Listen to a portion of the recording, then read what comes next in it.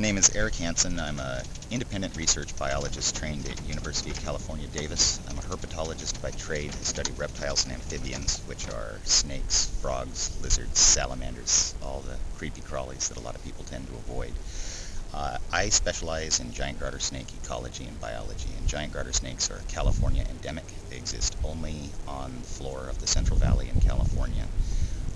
They have suffered a precipitous decline over the past, well, say 100 years, but an accelerating decline over the past several decades. And while we have some general sense of the needs of the species, we have a number of unanswered questions. So I work to identify, one, the basic ecology of the species, its essential needs. What does this species require to survive? What types of manipulations to the landscape can the species withstand? What types of things can we do to enhance the species or to recover the species in areas where it's been eliminated? My work typically involves two cycles. I spend the winter months analyzing data, writing up the data, writing up grants, working at the desk, and then I spend 5 to 6 months a year working 7 days a week in the field. So the kayak comes to work with me every day. That's what ecology is all about, is gathering the field data.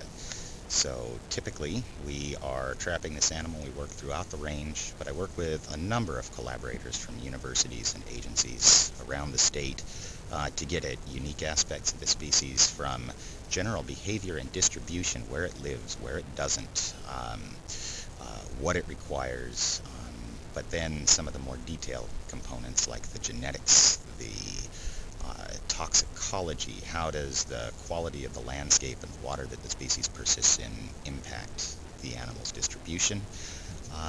Restoration. We have a lot of invasive species issues, so we look at how the giant garter snake interacts with that.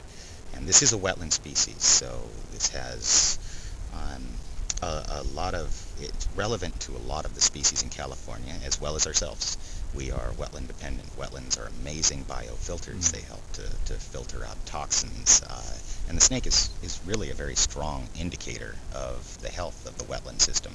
The snakes, unlike a lot of the other garter snake species we have in California and a lot of the other species in general, they're very habitat specific. They're not generalists and they're not extremely flexible. They are intricately tied to the health of the wetland system.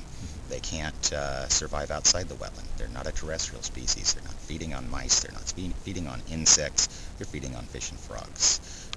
So when we realize that the snakes are starting to disappear in a setting that otherwise looks like it may have to us 10 years before, where the snakes were thriving, it gives us an idea that there's something amiss with the wetland health. It is a rare and elusive species, and there's an element of treasure hunting to this too. So there's a sporting aspect to this, and I think that happens for anybody who's really drawn to wildlife in general. People who go out and try to add that rare species to their life bird list. That's part of this for me. But I was also raised to value the species. My father was a biologist before me. He was a pioneering researcher in this particular species since the time of its listing as a rare species by California Department of Fish and Game in 1971. And I had shadowed my father and been raised to feel that this was a species of interest and a fun thing to go do. And it has value to me too, because it puts me in the areas that support the snake, and it means being outside and getting to make all sorts of other observations regarding the general ecology in the Central Valley. I get to take a kayak to work with me every morning, so that's enjoyable.